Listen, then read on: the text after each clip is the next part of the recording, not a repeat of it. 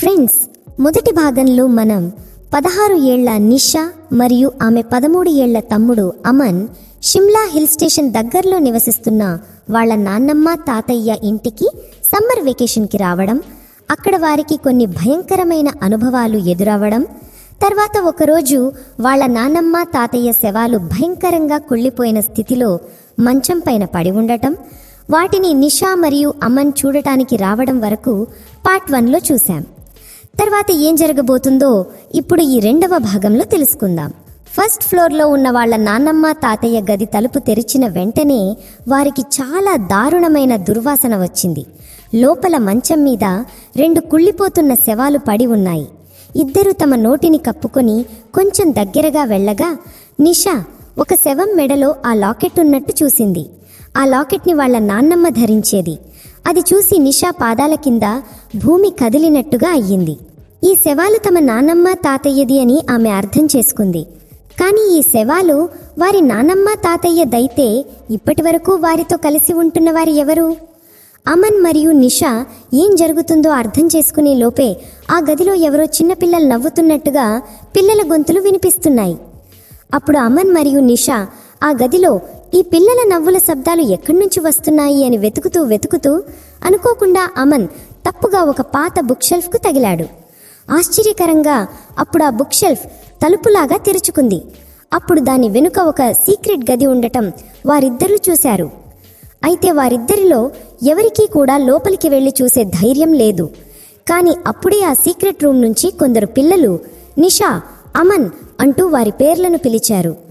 అది విని భయపడిన ఆ ఇద్దరు పిల్లలు నెమ్మదిగా ఆ గది లోపలికి వెళుతున్నారు. లోపల చాలా చీకటిగా ఉంది కాబట్టి ఏమీ కనిపించడం లేదు. కానీ అప్పుడే ఒక్కసారిగా ఒక తేలికైన తెల్లని కాంతి ఆ గది మరొక వైపు నుంచి రావడం మొదలైంది.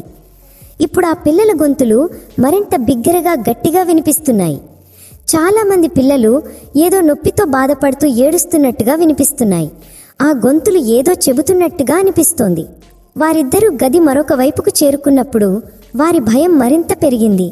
ఎందుకంటే ఆ గది మధ్యలో చాలా పుర్రెలు అక్కడ పడి ఉన్నాయి. దాని పక్కన యాగం చేయడానికి ఉపయోగించే ఒక వెలగని అగ్నిగుండం మరియు కొంత సామాగ్రి ఉంచబడి ఉంది. ఆ గది గోడలపై భయంకరమైన కొన్ని డిస్టర్బింగ్ డ్రాయింగ్స్ ఉన్నాయి. ఆ డ్రాయింగ్స్ ఏదో వింత జంతువులలాగా కనిపిస్తున్నాయి. వాటిలో ఒక జంతువు దీర్ఘమైన పదునైన గోళ్ళు మరియు దంతాలు కలిగి ఉంది. ఆ గదిని చూస్తే అక్కడ ఎవరో చేతబడి చేస్తున్నట్టుగా స్పష్టంగా అర్థమవుతోంది. అప్పుడు నిషా మరియు అమన్ ఇద్దరూ అక్కడ గోడలపై ఉన్న ఆ భయంకరమైన డ్రాయింగ్స్ని చూస్తున్నారు. అంతలో ఆ గదిలో వినిపిస్తున్న ఆ పుల్లల గొంతులు ఇప్పుడు అరుపులుగా మారాయి. ఆ పిల్లలందరూ ఒకేసారి బిగ్గరగా ఇక్కడి నుంచి పారిపోండి అని ఒకే విషయం చెప్తున్నట్టుగా అనిపిస్తుంది. దాంతో నిషా మరియు అమన్ త్వరగా ఆ గది నుంచి బయటకు వచ్చేశారు. ఇప్పుడు సూర్యుడు అస్తమించబోతున్నాడు. చీకటి పడబోతోంది.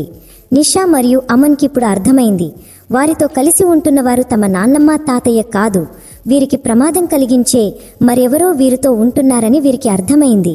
వారు మళ్ళీ ఇక్కడికి రావడానికి ముందే నిషా, అమన్ ఇక్కడ నుంచి పారిపోదామని అనుకున్నారు. వెంటనే ఇద్దరూ త్వరగా మొదటి అంతస్తు నుంచి కిందకి దిగి ఆ ఇంటి మెయిన్ డోర్ వద్దకు చేరుకున్నారు. కానీ ఎంత ప్రయత్నించినా ఎందుకో ఆ తలుపు తెరుచుకోవడం లేదు. దాంతో వారిద్దరూ ఇంటి వెనుక డోర్ నుంచి వెళ్దామని అటువైపు పరిగెత్తారు.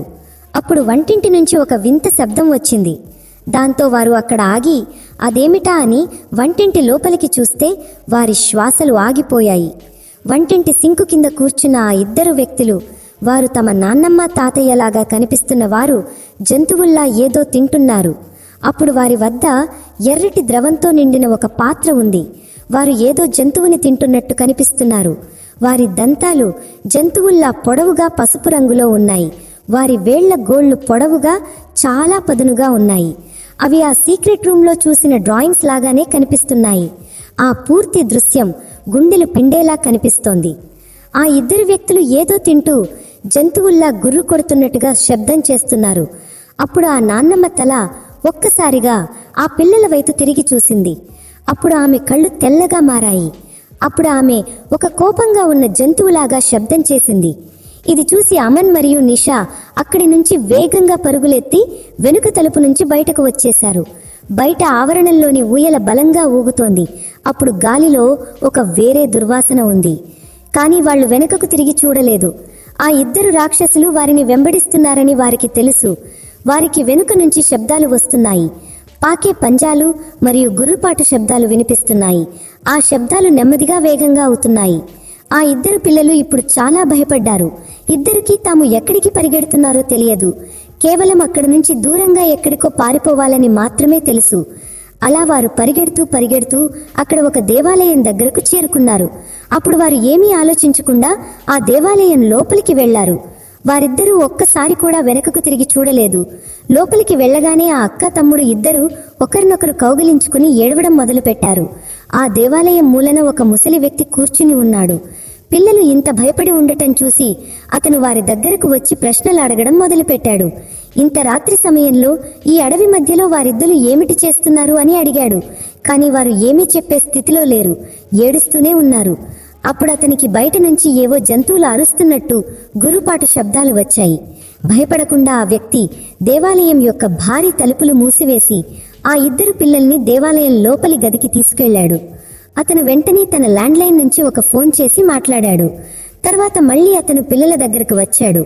మీకు ఏం కాదు, మీరు ఇప్పుడు సురక్షితంగా ఉన్నారు అంటూ వారికి ధైర్యం చెప్పాడు. తర్వాత ఆ ఇద్దరు పిల్లల్ని అడిగాడు, మీరు ఆ రాక్షసుల దగ్గరికి ఎలా వెళ్లారు అంటూ ఆ ఇద్దరిని అతను అడిగాడు. భయంతో నిషా ఏమీ చెప్పలేకపోయింది. కానీ అమన్ ఏడుస్తూ ఆ వ్యక్తికి జరిగినదంతా చెప్పాడు. అప్పుడు ఆ వ్యక్తి అమన్ చెప్పిన కథంతా విని మరింత గంభీరంగా వారికి చెప్పాడు. అక్కడ మీరు చూసింది మీ నాన్నమ్మ తాతయ్య కాదు. వాళ్ల పేర్లు సుమిత్ర, సుశీల్. సుమిత్ర, సుశీల్ చాలా సంవత్సరాల క్రితం సమీపంలోని ఒక చిన్న గ్రామంలో నివసించేవారు. వారికి ఎప్పటి నుంచో పిల్లలు కావాలి. కానీ చాలా ప్రయత్నాల తర్వాత కూడా సుమిత్రకు పిల్లలు కలగలేదు. చాలాసార్లు డాక్టర్ల చుట్టూ తిరిగారు. కానీ ఏం ప్రయోజనం లేదు. డాక్టర్లు సహాయం చేయలేకపోయినప్పుడు వారు క్షుద్ర పూజల సహాయం తీసుకున్నారు. చివరిసారి వారిద్దరినీ ఈ అడవిలో ఒక వింత క్షుద్ర పూజలు చేస్తున్నట్టుగా చూశారు. తర్వాత వారిద్దరూ ఎక్కడో అదృశ్యమైపోయారు. వారు చాలా సంవత్సరాల తర్వాత తిరిగి కనిపించారు. కానీ ఈ భయంకరమైన రూపంలో కనిపించారు. వారు మనుషులు కాదు, జంతువులు కాదు. చనిపోలేదు, బ్రతికిలేరు. కానీ ఇప్పుడు వారికి ఎవరి రూపమైనా తీసుకునే శక్తి ఉంది. వారికి పిల్లలంటే చాలా ఇష్టం. కాబట్టి వారు ముందు ఆ పిల్లలకి సంబంధించిన వ్యక్తులని చంపి వారి స్థానంలో వారి పిల్లలతో ఉంటారు. తర్వాత ఆ పిల్లలకి ఏదైనా అనుమానం వచ్చి వింతగా అనిపించినప్పుడు లేదా పారిపోవాలని ప్రయత్నించినప్పుడు ఆ రాక్షసులిద్దరూ వారిని చంపి తమ తల వారి వద్ద ఉంచుకుంటారు. ఇప్పుడు అమన్ మరియు నిషాకు అర్థమైంది. వారు చూసిన పుర్రెలు అన్నీ ఆ చనిపోయిన వ్యక్తులవే. వారిద్దరికీ ఇప్పుడు భయంతో కన్నీళ్లు ఆగడం లేదు. అప్పుడు ఆ పిల్లలిద్దరి దృష్టి ఆ వ్యక్తి వెనుక ఉన్న కిటికీపై పడింది. ఆ కిటికీ బయట ఆ నలుపు రాక్షసులు నిలబడి ఉన్నారు. వారి దంతాలు మెరుస్తున్నాయి.